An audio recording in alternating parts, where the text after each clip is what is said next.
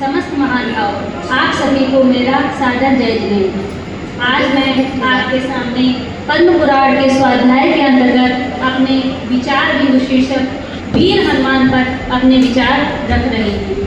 राम कथा भारतीय साहित्य का सबसे प्राचीन, व्यापक, आदरणीय एवं रोचक विषय रहा है। यदि प्राचीन संस्कृत एवं प्राकृत साहित्य को इस दृष्टि से मापे तो आधे से अधिक साहित्य किसी न किसी रूप में इस कथा से संबद्ध, उद्भूत या प्रेरित है। राम को 63 लाख पुरुषों में वासुदेव के रूप में गिना जाता है। इनका जैन पुराणों में नाम पद्म आता है।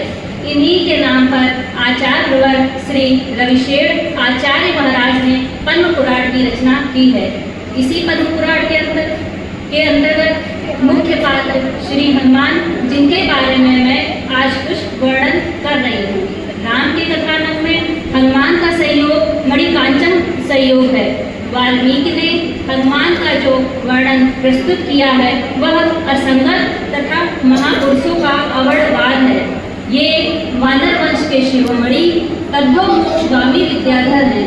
इनके पिता का नाम पवनजय तथा माता का नाम अंजना है। पूर्व अशुभ कर्म के उदय से पवनजय अंजना का परित्याग कर देते हैं, परंतु एक चक्री को अकेले चक्री के वियोग में व्याकुल देखकर वह पुनः अंजना से गुप्त रूप से समागम कर लेते हैं। इस पर अंजना अपने पति से कहती हैं कि यदि मेरे गर्भ रह गया तो आपके विरह काल में वह निंदा का पात्र होगा। इस पर पवनजय उनसे कहते हैं कि जब तक तुम्हारे गर्भ प्रकट होगा तब तक मैं आ जाऊंगा, और उन्हें उनके नाम से चिन्हित एक कड़ा दे देते हैं। समय बीतता है और अंजना के शरीर में गर्भ को सूचित करने वाले चिन्ह दिखाई देते हैं। तब सास केतुमती के पूछने पर वे उन्हें सारा वृत्तांत बताती हैं, परंतु सास उनका कोई विश्वास नहीं करती हैं और उन्हें घर से निकाल देती हैं। घर से निकाले जाने पर वह अपने पिता के घर जाने का निश्चय करती है, परंतु पापोदय के कारण उनके पिता भी उन्हें स्वीकार नहीं करते हैं। तब वे अपनी सखी के साथ वन की एक गुफा में आश्रय लेने का निश्चय करती हैं।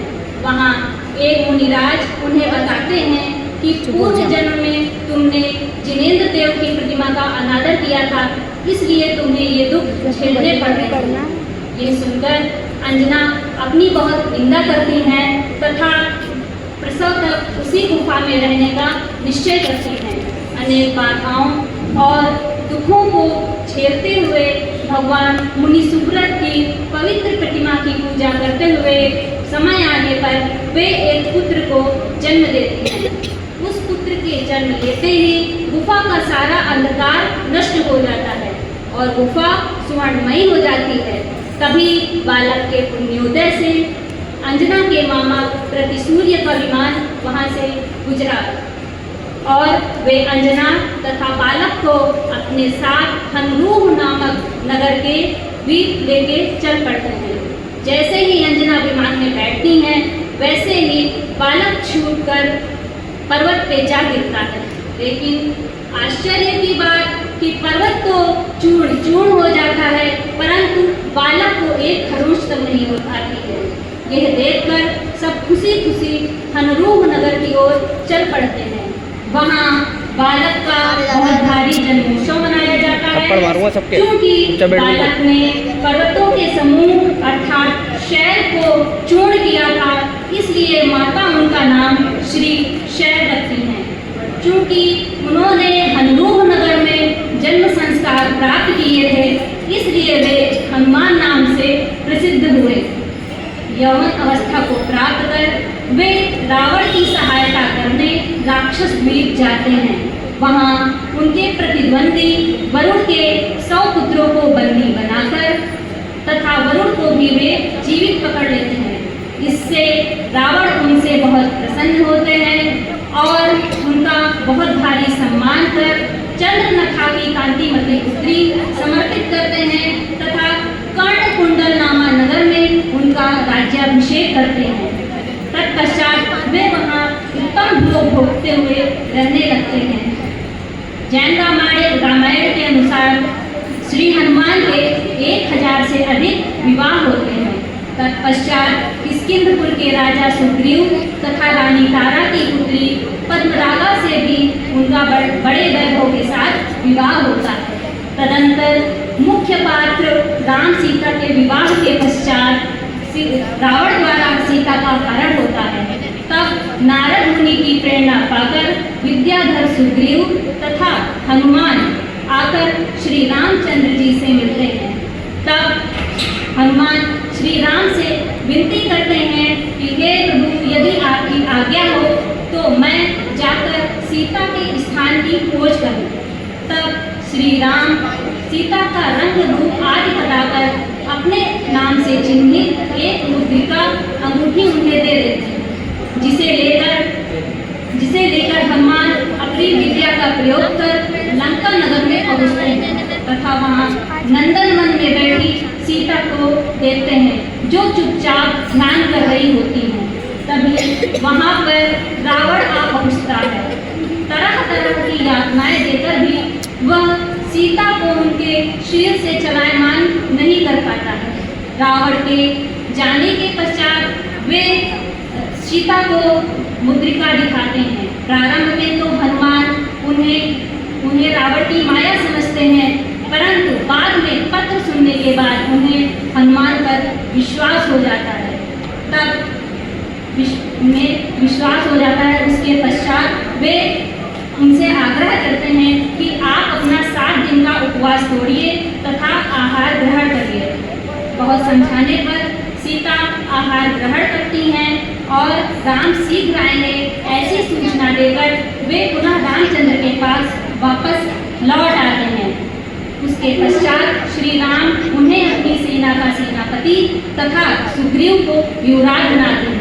तत्पश्चात रामचंद्र के मंत्रीगण उन्हें कहते हैं कि किसी भी कार्य को करने के प्रारंभ में साम दाम दंड भेद नीति में सर्वप्रथम साम नीति का प्रयोग करना चाहिए। इसके लिए हमें किसी ऐसे व्यक्ति को भेजना चाहिए जो साम का जानकार हो, चतुर हो व दक्ष हो। इसके लिए श्री रामचंद्र पुनः श्री हनुमान को ही चुनते हैं और कहते हैं कि श्री हनुमान के सिवाय इस कार्य को करने वाला, न जानने वाला दूसरा कोई नहीं है। तत्पश्चात वे हनुमान को आदेश देते हैं कि सर्वप्रथम तुम लंका जाकर विभीषण से मिलना और उनसे कहना कि इस लंका द्वीप में आप ही धर्म के जानकार हैं एवं विद्वान हैं। आप ही रावण को समझाइए कि जो वह सीता को घर लाया है वह अनैतिक है, अपयश को बढ़ने वाला है, अतः वह सीता को मुक्त करे तथा पाप, अपवाद तथा विनाश से बचे। राम की आज्ञा लेकर श्री हनुमान लंका नगर पहुँचते हैं तथा वहाँ विभीषण के पास पहुँचते हैं और उनसे निवेदन करते हैं कि मैं यहाँ पे श्री राम का दूत बनकर आया हूँ। आप मेरी रावण से वार्ता कराइए, क्योंकि उसने जो ये कार्य किया है वह अनैतिक है, जिससे उसका विनाश तय है। विभीषण हनुमान को श्री रावण की राजसभा में प्रस्तुत करते हैं। वहाँ पे हनुमान श्री रामचंद्र की बात रखते हैं। वे कहते हैं कि जो तुमने यह कार्य किया है वो बहुत ही अनैतिक है, इससे तुम्हारा विनाश तय है। लेकिन रावण कहता है कि समस्त स्त्री धन पे मेरा अधिकार है, अगर तुम्हें स्त्री धन चाहिए तो युद्ध करो और उसे छीन लो। तत्पश्चात रामचंद्र एवं रावण में भीषण युद्ध होता है तथा लक्ष्मण के द्वारा रावण का वध होता है। तत्पश्चात रामचंद्र पुष्पक विमान में आरूढ़ होकर वहाँ पे अयोध्या के लिए प्रस्थान करते हैं। उनके साथ सुग्रीव, विभीषण तथा हनुमान आदि भी होते हैं। लोक निंदा के कारण वे सीता का परित्याग कर देते हैं। सीता वन में ही अपने पुत्रों को जन्म देती हैं और अग्नि परीक्षा के समय उनको वैराग्य हो जाता है और वे आरिका दीक्षा ग्रहण कर लेती हैं।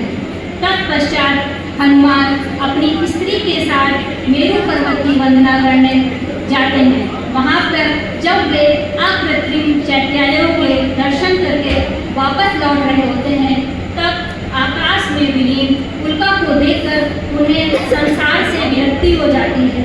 उनके विरक्ति की सूचना सुनकर उनकी स्त्रियों तथा उनके मंत्रीगणों में भारी शोक छा जाता है, लेकिन वे अपने ध्येय से विचलित नहीं होते हैं तथा धर्मरत्न नामक मुनिराज के पास जाकर मुनि दीक्षा ग्रहण करते हैं और अंत में निर्वाणगिरी पर्वत से मोक्ष को प्राप्त करते हैं। धन्यवाद। जय हिंद। बहुत ही सुंदर सागर